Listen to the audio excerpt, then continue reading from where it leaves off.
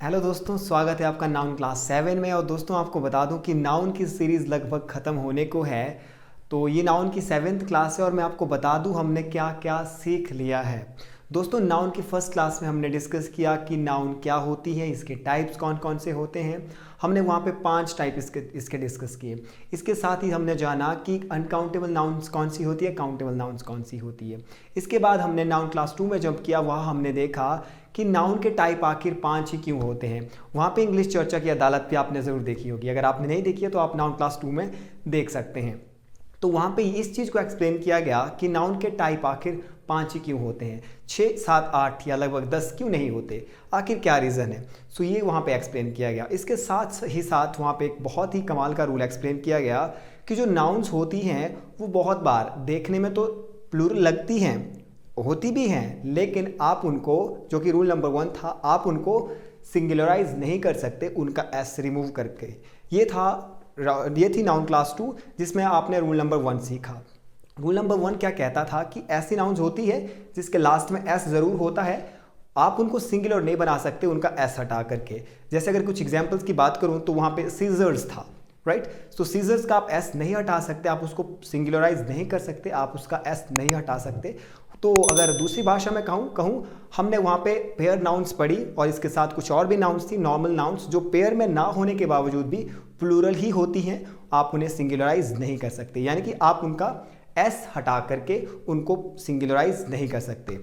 Fine. इसके बाद class 3 में जंप किया, नाउन क्लास 3 में जंप किया। वहाँ पे हमने सीखा कि कुछ ऐसी नाउन्स होती हैं जिनके लास्ट में एस तो होता है लेकिन वो सिंगुलर ही होती हैं, जैसे ड्रॉट्स, बिलियर्ड्स, न्यूज़। इस तरह की हमने एग्जाम्पल्स वहाँ पे पढ़े थे नाउन क्लास 3 में। और इसके साथ साथ वहाँ पे एक रूल नंबर 4 भी डिस्कस किया था जिसमें हमने बात की थी कि कुछ ऐसी भी नाउन्स होती हैं जो दिखती तो सिंगुलर हैं लेकिन होती प्लूरल है। सो वहाँ पे हमने कुछ एग्जाम्पल्स पढ़े थे, लाइक पेजेंट्री, पोल्ट्री, और बात करूँ वहाँ पे इन्फेंट्री, जेंट्री, इस तरह के हमने एग्जाम्पल किए थे। कैटल भी वहाँ पे एक एग्जाम्पल था। ये ऐसी नाउन्स है जो दिखती तो सिंगुलर है, लगती है सिंगुलर क्योंकि इनके साथ एस नहीं होता है, लेकिन मीनिंग में प्लूरल होती है।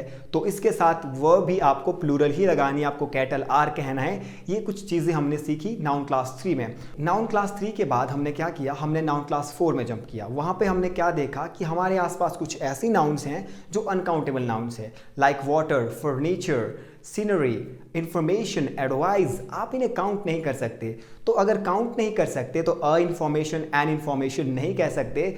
इसीलिए वहाँ पे हमने कुछ एग्जाम्पल्स पढ़े, कुछ तरीके ढूंढे जिनसे इनको सिंगुलराइज और प्लूरलाइज किया जा सकता है। हमने क्या सीखा, a piece of information, an article of furniture, a piece of jewellery, an article of jewellery. इस तरीके से हमने इनको सिंगुलराइज किया। प्लूरलाइज करने के लिए हमने क्या कहा, some pieces, right, a lot of furniture, a lots of pieces of furniture, a lots of articles of jewelry। इस तरीके से हमने नाउन क्लास 4 में इस बारे में सीखा।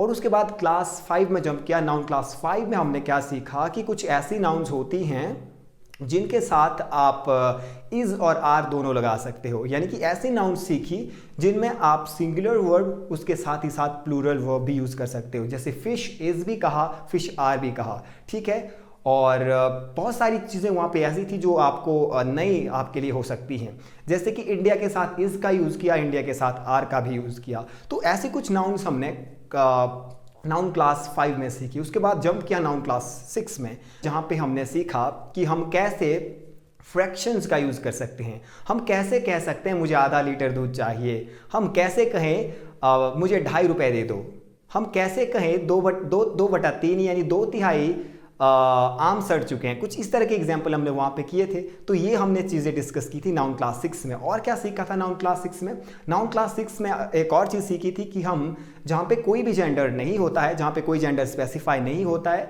यानी कि कॉमन जेंडर नाउन्स जहाँ पे होती है वहाँ पे हम मैस्कुलिन जेंडर का ही यूज़ करते हैं।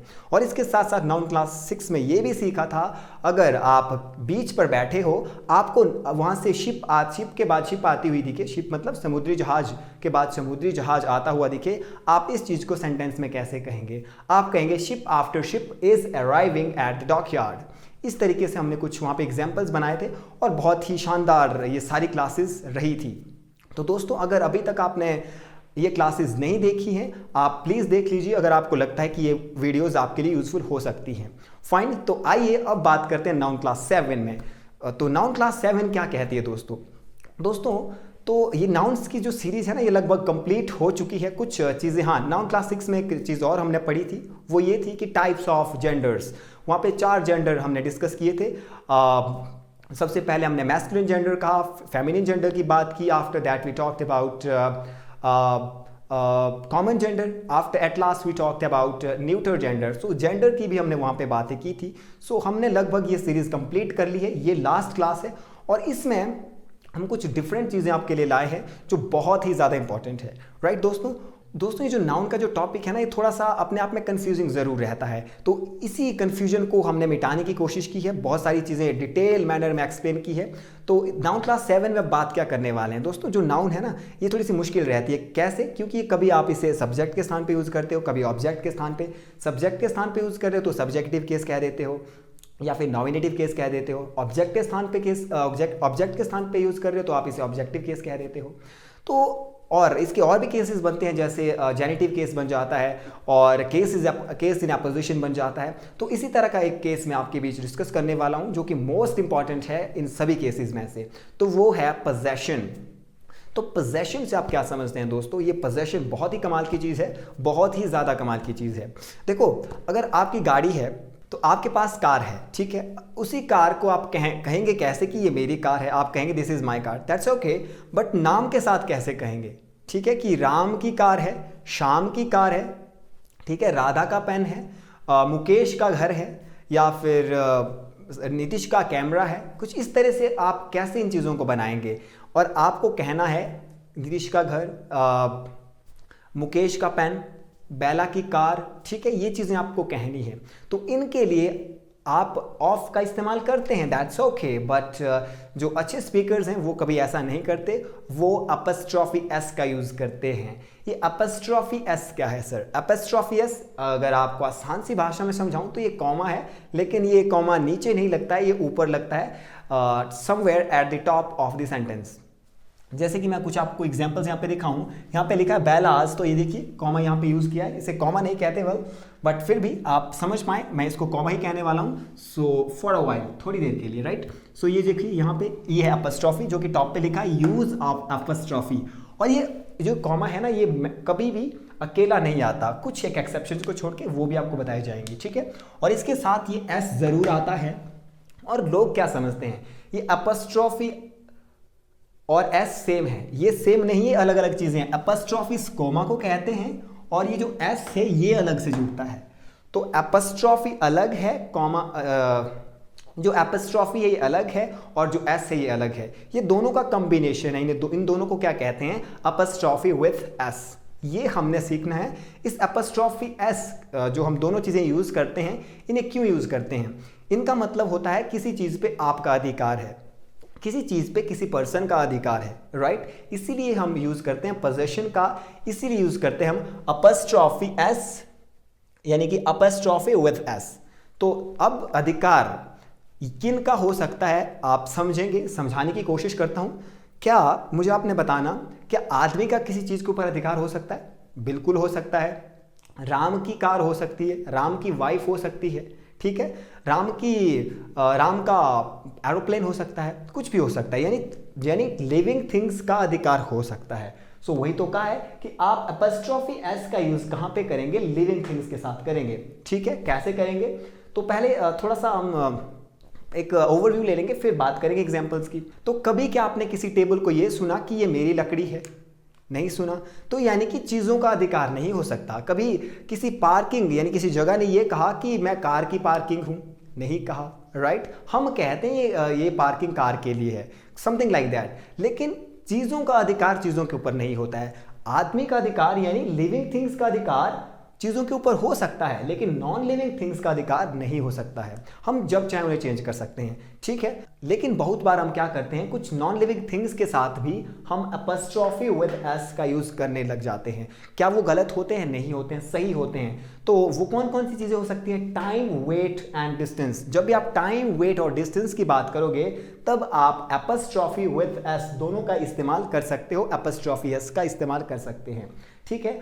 और कुछ डिग्निफाइड ऑब्जेक्ट भी होते हैं। डिग्निफाइड ऑब्जेक्ट मतलब जिन्हें आप सम्मान देते हैं, जैसे कोर्ट, राइट, ड्यूटी आपकी, तो उनके साथ भी आप अपस्ट्रॉफी एस का यूज कर सकते हैं निसंदेह, फाइन। और कुछ पर्सोनिफाइड थिंग्स होती हैं, पर्सोनिफाइड थिंग्स यानी पर्सोनिफाइड ऑब्जेक्ट्स। अब ये पर्सोनिफिकेशन क्या है? अब ये पर्सोनिफिकेशन क्या है, यानी पर्सोनिफाइड जो थिंग्स होती हैं ये होती क्या हैं? पर्सोनिफाइड थिंग्स वो होती हैं जिनका हम व्यक्तिकरण कर देते हैं, मतलब हम उनको व्यक्तियों की संज्ञा दे देते हैं। यानी इसका मतलब ये हुआ कि हम उनको कंपेयर कर लेते हैं व्यक्तियों के साथ। जैसे कि नाउन क्लास 6 में मैंने एक बात कही थी कि जो हम अक्सर ये कहते हैं कि मुझे चांद सी महबूबा चाहिए, राइट। हम कभी नहीं कहते कि मुझे सूरज सी महबूबा चाहिए, मतलब हम चांद की ही बात करते हैं। चांद और जो सूरज है ना, जो चांद और जो सूरज है, इनको हम पर्सोनिफाइड कर देते हैं, हम इनका व्यक्तिकरण कर देते हैं। हम इनके अंदर कुछ ऐसे गुण देखते हैं जिनके अकॉर्डिंग हम इन्हें पर्सोनिफाई कर लेते हैं। कहने का मतलब है ह्यूमन बीइंग से कंपेयर करने लगते हैं। तो जब इस तरह का कंपैरिजन आप करें, जैसे यहाँ पे लिखा भी है नेचर्स लॉ, वैसे नेचर क्या है? कोई लिविंग थिंग तो है नहीं, लेकिन अगर इसकी पर्सोनिफिकेशन आप कर दो, इसका व्यक्तित्वकरण आप कर दो, इसका व्यक्तिकरण आप कर दो, सॉरी व्यक्तित्वकरण नहीं है, ये है व्यक्तिकरण। जब इसका आप व्यक्तिकरण कर दो तो आप इसके साथ भी अपस्ट्रॉफी एस का यूज कर सकते हैं। तो ये था एक क्विक रिवीजन। अब थोड़ा सा डिटेल में समझने की कोशिश करते हैं। तो पहले ही मैंने कहा है कि आप लिविंग थिंग्स के साथ इस्तेमाल कर सकते हो अपस्ट्रॉफी एस। तो कोई कार है जो बेला की है, बेला एक लड़की है, तो आप क्या कह सकते हैं? बेलाज कार, यानी बेला की कार। इसी चीज को आप दूसरे तरीके से कह सकते हैं the car of Bela, right, ये भी आप कह सकते हैं। तो डिफरेंस क्या है? डिफरेंस कुछ नहीं है, बस इतना सा फर्क है कि जो अच्छे स्पीकर्स होते हैं वो अपस्ट्रॉफी एस का यूज करते हैं, और जो काम चलाने वाले होते हैं वो कहते हैं द कार ऑफ बेला, यानी कि जो ज़्यादा ध्यान नहीं देते हैं। फाइन, आगे बात करते हैं। दूसरा एग्जांपल यहाँ पे है राहुल्स पेन, राहुल का पेन, ठीक है, राहुल का पेन। चलो अपनी बात करता हूँ, नील्स पेन, नील का पेन, ठीक है। दूसरी ओर क्या लिख सकते हैं आप? The pen of Rahul, the pen of Neel. Got it, आप इसको समझ चुके होंगे। और उसके बाद मैंने क्या कहा, ये दोनों ही सेंटेंसेस बिल्कुल सही हैं, क्योंकि आप नॉन लिविंग थिंग्स के साथ अपस्ट्रॉफी एस लगा सकते हैं। और देखिए अपस्ट्रॉफी इसे कहते हैं और ये एस अलग से है, ये दो चीजें हैं दोस्तों, ये कॉम्बिनेशन में चलती है अपस्ट्रॉफी एस। बहुत बार इनमें से हम एक ही चीज भी इस्तेमाल करते हैं, आप वो भी सीखेंगे। अब बात कर रहे हैं नॉन लिविंग थिंग्स की। पहले ही कहा है कि चीजों के ऊपर अधिकार नहीं हो सकता। कभी टेबल हमसे ये नहीं कहता कि ये मेरी लकड़ी है, कभी टेबल ये नहीं कहता कि ये मेरा लोहा है, राइट। तो इसी वजह से हम नॉन लिविंग थिंग्स के साथ अपस्ट्रॉफी एस यूज नहीं करते। यहाँ पे किया गया है द टेबल्स वुड, टेबल की लकड़ी। टेबल की लकड़ी थोड़ी हम जब चाहे इसको चेंज कर सकते हैं, राइट। इसलिए हम नहीं कह सकते the tables wood. What we have to say, you got to say the wood of table, यानी टेबल की लकड़ी। जैसे कि यहाँ पे लिखा है, ये वाली फॉर्मेशन बिल्कुल सही है, the wood of table, you got it, okay fine. आगे बात करते हैं, आगे देखते हैं टाइम, वेट एंड डिस्टेंस। ये ऐसी चीजें हैं, ऐसी थिंग्स हैं जो लिविंग थिंग्स नहीं हैं, इसके बावजूद भी हम इनके साथ अपस्ट्रॉफी एस का यूज कर लेते हैं। क्या ये गलत स्ट्रक्चर है? क्या ये गलत लिखा है? नहीं, ये सही है। तो ध्यान रखें, जहां पे आप टाइम, वेट और डिस्टेंस की बात करें वहां पे आप अपस्ट्रॉफी एस का इस्तेमाल कर सकते हैं। दूसरा तरीका क्या है? एग्जाम्पल पढ़ लेते हैं पहले। अ डेज जर्नी, एक दिन की जर्नी। इसी चीज को आप दूसरे शब्दों में कह सकते हैं, आप लिख सकते हैं the journey of a day, right, the journey of a day. और दूसरा एग्जाम्पल यस्टरडेज न्यूज, पिछले कल की न्यूज। इसी चीज को दूसरे तरीके से भी आप कह सकते हैं द न्यूज ऑफ यस्टरडे। एक एग्जाम्पल में मुझे और याद आ रहा है, कल की वेदर, टुमारोज वेदर। आप लिख सकते हैं साइड टुमारोज वेदर, यहाँ पे आप लिखेंगे द वेदर ऑफ टुमारो, ठीक है। अगला एग्जांपल देखते हैं, अ पाउंड्स वेट। वेट की बात की जा रही है फ्रेंड, पहले किसकी बात की जा रही थी? टाइम की बात की जा रही थी, वेट की बात है, अ पाउंड्स वेट। इसी चीज को आप दूसरे तरीके से कह सकते हैं the weight of a pound, एक पाउंड का वेट, ठीक है। और यहाँ पे है वही चीज अपस्ट्रॉफी एस के साथ यूज़ की गई है। और आगे बात की गई है डिस्टेंस की, अ किलोमीटर्स जर्नी, 1 किलोमीटर की जर्नी। तो इसी चीज़ को आप दूसरे तरीके से कह सकते हैं the journey of a kilometre. और एग्जाम्पल मैं अगर किलोमीटर की बात करूं तो स्पेलिंग वेरीज करती हैं दोस्तों। अगर आप ब्रिटिश इंग्लिश की बात करते हो तो METRE हो जाता है। अगर आप अमेरिकन इंग्लिश की बात करो तो TER होता है लास्ट में, KILOMETER। ये भी आप प्लीज़ ध्यान रखें। आगे बात करते हैं डिग्निफाइड ऑब्जेक्ट की बात करते हैं। डिग्निफाइड ऑब्जेक्ट मैंने पहले ही कहा है, जैसे कोर्ट, कोर्ट का हम सम्मान करते हैं। तो यहाँ पे एक एग्जाम्पल भी है, द कोर्ट्स ऑर्डर, कोर्ट के ऑर्डर। इसी चीज़ को आप दूसरे तरीके से कह सकते हैं the order of the court, right, the order of the court. And और भी एग्जाम्पल मुझे याद आ रहा है, ड्यूटीज कॉल, यानी ड्यूटी की कॉल। तो उसको आप लिख सकते हैं दूसरे तरीके से आप उसे कह सकते हैं the call of a duty, मतलब ड्यूटी का बुलावा, राइट। इसका क्या मतलब है, ड्यूटी का बुलावा, कुछ इस तरह से आप कहेंगे।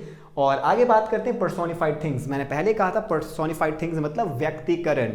जब आप जो चीज़ें हैं उनको व्यक्तियों के साथ कंपेयर करने लग जाएं, वही होती है पर्सोनिफिकेशन। वही इसी तरह से हम बनाते हैं पर्सोनिफाइड ऑब्जेक्ट। जैसे कि यहाँ पे एग्जाम्पल भी है नेचर्स लॉ। नेचर एक लिविंग थिंग नहीं है, आपने फिर भी इसको कंपेयर कर लिया, आपने इसको संज्ञा दे दी, आपने इसको ह्यूमन बीइंग से कंपेयर कर लिया। इसके लिए आपने यहाँ पे, इसकी वजह से आपने यहाँ पे नेचर्स लॉ कहा, the law of nature, right.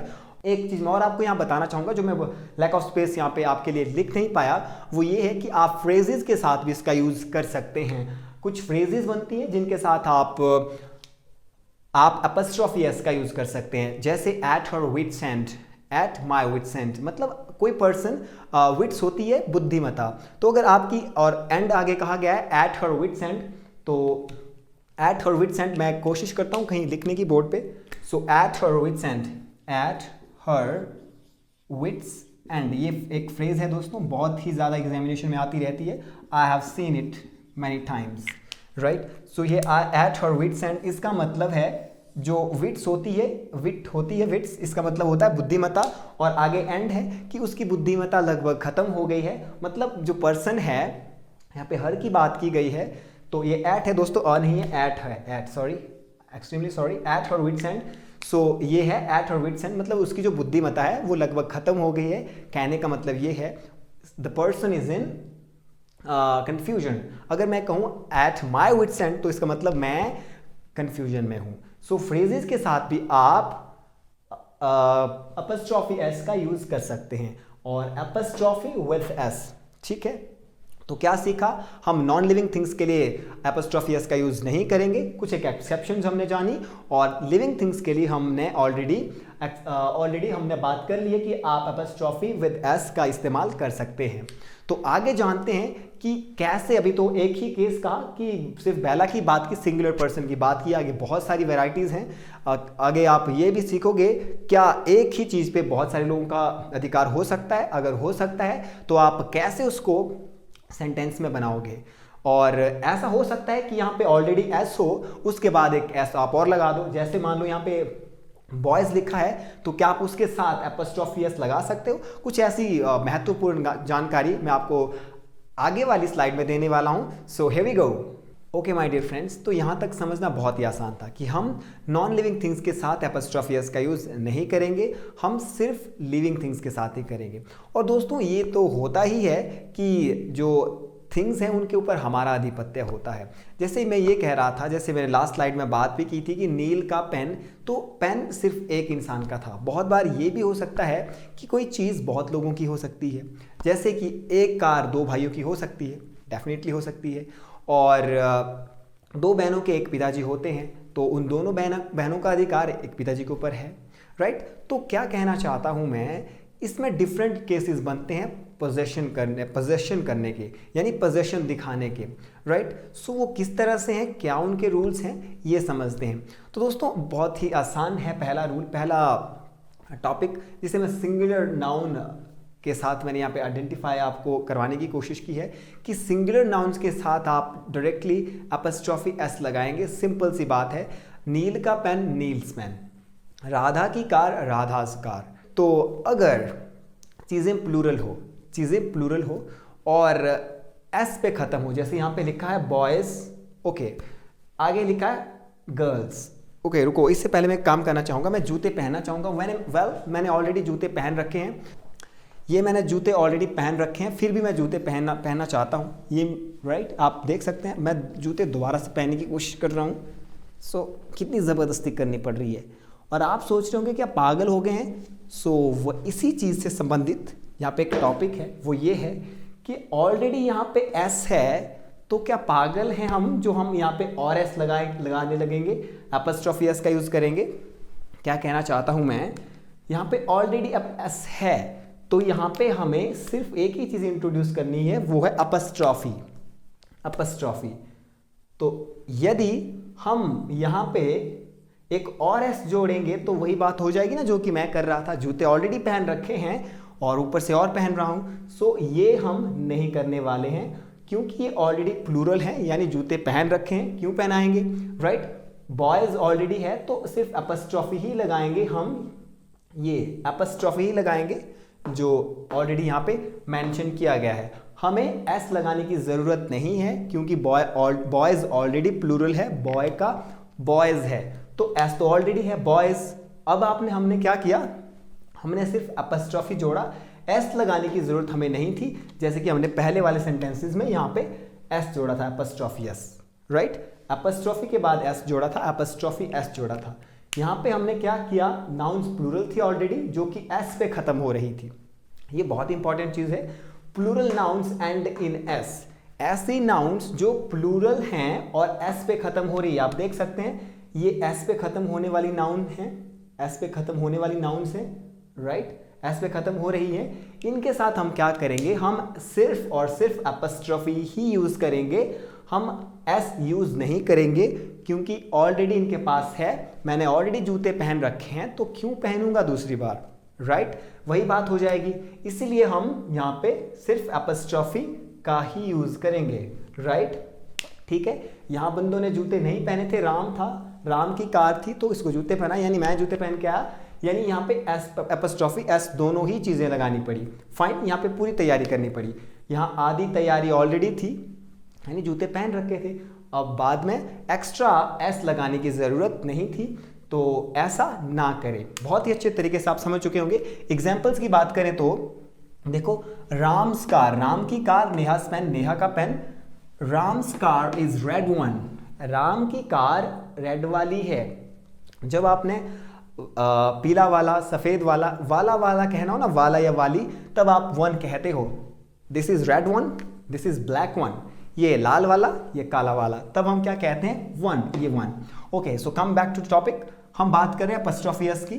जब हमारे पास सिंगुलर सब्जेक्ट हो, यानी नाउन जो हो ना वो सिंगुलर हो, जैसे राम एक पर्सन है, नेहा एक पर्सन है, तो इस केस में हम दोनों ही चीज़ें ऐड करेंगे। कौन कौन सी, अपस्ट्रॉफी भी लगाएंगे, आप देख सकते हैं अपस्ट्रॉफी, और एस भी लगाएंगे। राम्स, तो आगे क्या लिखा, Ram's car is red one, fine, दोनों चीज़ें ऐड की। नीचे वाले एग्जाम्पल में देखिए प्लीज, यहाँ पे नेहा के साथ अपस्ट्रॉफी भी ऐड की और साथ में एस भी ऐड किया। Neha's blue, Neha's pen is blue, right.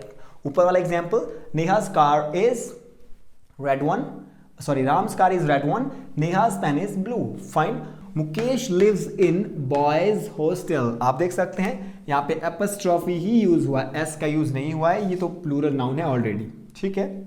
That is girls school, सो यहाँ पे भी सिर्फ और सिर्फ अपस्ट्रॉफी का ही यूज हुआ है, हमने एस का यूज नहीं किया है, ये एस ऑलरेडी यूज्ड यहाँ पे था बिकॉज ऑफ प्लूरल नाउन, क्योंकि लड़कियां हैं, राइट, लड़कियों का स्कूल है गर्ल्स हॉस्टल, ठीक है, इस तरीके से कहते हैं। यहाँ पे स्कूल है, सॉरी, गर्ल्स स्कूल, फाइन।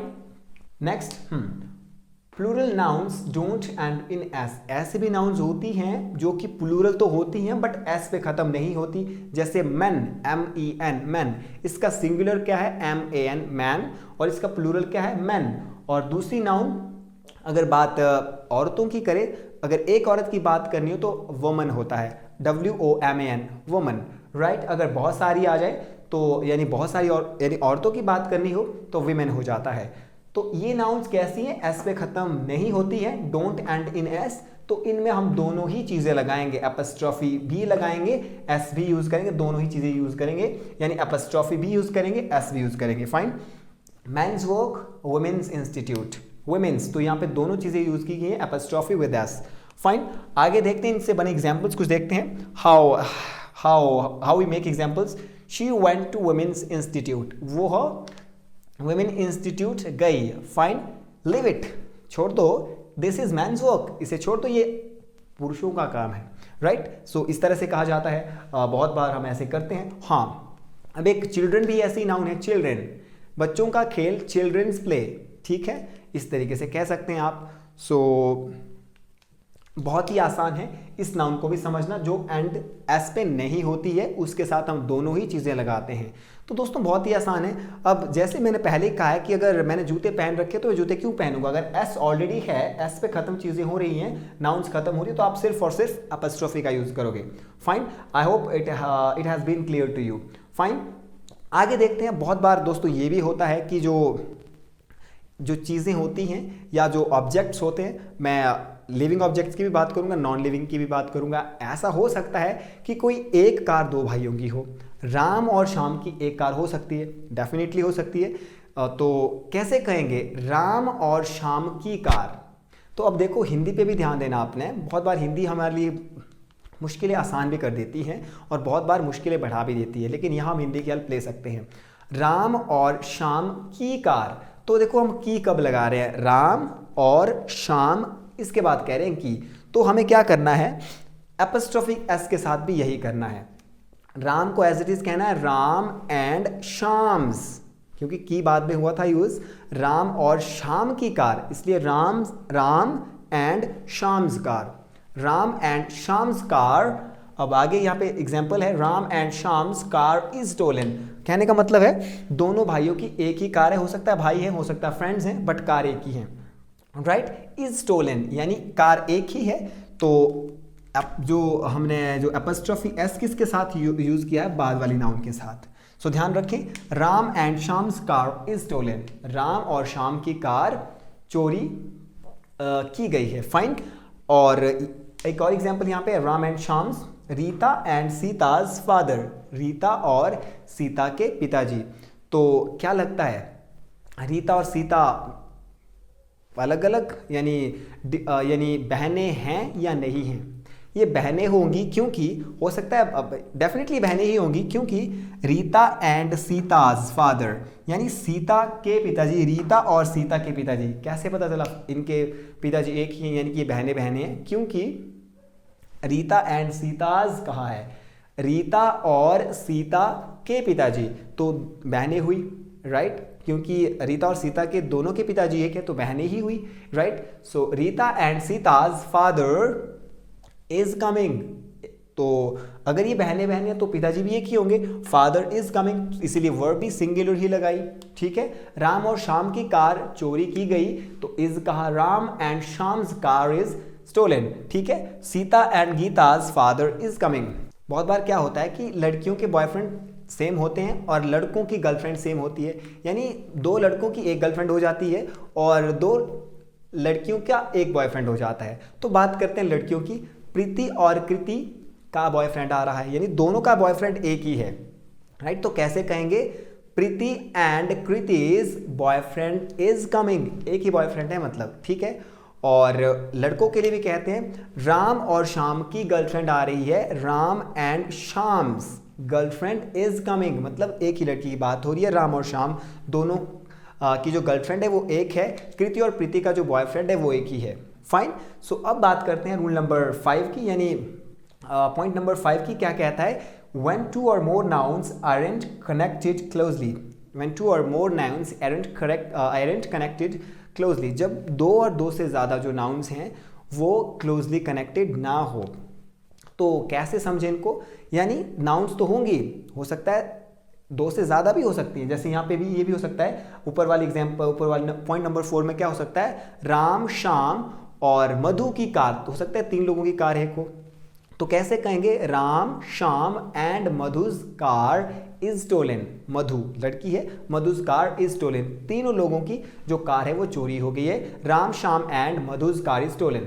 आगे बात करते हैं, और ये भी तो हो सकता है कि राम की अपनी कार हो, श्याम की अपनी कार हो, कृति का अपना बॉयफ्रेंड हो, प्रीति का अपना बॉयफ्रेंड हो, राम की अपनी गर्लफ्रेंड हो, श्याम की अपनी गर्लफ्रेंड हो। तो उस कंडीशन में हम कैसे कहेंगे जब हमने अलग अलग लोगों का अलग अलग पोजीशन दिखाना हो, बात सबकी इकट्ठी करनी हो, तो वो भी सीखते हैं। इस कंडीशन में हम जो अपॉस्ट्रोफी जो एस है उनको हम अलग अलग नाउन्स के साथ लगा देते हैं। जैसे राम की कार और श्याम की कार चोरी हो गई। Ram's car, Ram's and Shyam's car, दोनों के साथ एपोस्ट्रोफी यूज कर रहे हैं। जैसे कि हिंदी में कह रहे हैं राम की कार और श्याम की कार चोरी हो गई। राम की और श्याम की कार चोरी हो गई। Ram's and Shyam's car are stolen. ठीक है, वर्ड स्टोलन भी कह सकते हैं। अगर ये कहना हो कि प्रीतिका और कृतिका, यानी दो बॉयफ्रेंड हुए, फिर एक प्रीतिका एक कृतिका, वे आ रहे हैं, तो कैसे कहेंगे? Preeti's and कृतिज boyfriend are coming. तो इस कंडीशन में जो वर्ब होगी वो भी प्लूरल ही होगी। ठीक है, अब ऐसे भी तो है, यहाँ पे एक एग्जांपल लिखा है, Ram and Shyam's car are stolen या वर स्टोलन, बता दिया है। नेक्स्ट एग्जांपल देखते हैं, रीताज एंड सीताज फादर। अब रीता और सीता अलग अलग हैं, बहनें नहीं हैं, तो इस कंडीशन में उनकी अलग अलग बात की जाएगी। रीता के और सीता के पिताजी आ रहे हैं, मतलब उनके अलग अलग पिताजी हैं, वो बहनें नहीं हैं। रीता के अपने पिताजी हैं और सीता के अपने पिताजी हैं। हाँ, बात उनकी इकट्ठी की जा रही है, इसलिए रीता के और सीता के पिताजी आ रहे हैं, ये कहा। तो कैसे कहेंगे? Rita's and Sita's father are coming. बहुत ईजी है। और अब राम की और श्याम की गर्लफ्रेंड आ रही हैं, यानी दो गर्लफ्रेंड्स होंगी। फिर इस कंडीशन में दो गर्लफ्रेंड्स होगी, एक राम की एक श्याम की। तो कैसे कहेंगे? राम की और श्याम की गर्लफ्रेंड्स आ रही हैं, right? Ram's and Shyam's girlfriends are coming. Fine, ये बनेगा। तो इस तरीके से आप कहेंगे। और बहुत ईजी है, यहाँ पे एग्जाम्पल्स की बात देख लेते हैं। एग्जाम्पल, हाँ वही है, सेम एग्जाम्पल है, Ram's and Shyam's car are stolen. ठीक है। और दोस्तों बहुत बार क्या होता है, अगर टाइटल्स की बात करनी हो ना, टाइटल्स जैसे कमांडर इन चीफ, ठीक है, father in law, mother in law, brother in law. अगर किसी, मान लो अगर मेरे ब्रदर इन लॉ ने मुझे कुछ कहा है, तो मैं कैसे कहूँगा, उस आधिपत्य कैसे बताऊँगा कि अगर मेरे ब्रदर इन लॉ ने मुझे कहा है कि कुछ खरीद करके लाना, तो मानो ऑर्डर मुझे किया है कुछ, तो मैं कैसे कहूँगा? मैं उस कंडीशन में एपोस्ट्रोफी बीच वाले जो वर्ड्स हैं, बीच वाले जो वर्ड्स आते हैं उनके साथ यूज करूंगा। जैसे brother in law's order, law's के साथ, लॉ के साथ मैं एस लगा दूंगा, apostrophe s. Brother in law's order, commander in chief's order. ठीक है, जैसे कि मेरे ब्रदर इन लॉ ने मुझसे कुछ एडवाइस ऑर्डर किया था या फिर डिमांड किया था, तो मैं क्या कहूँगा? I bought this pen in my brother in law's demand.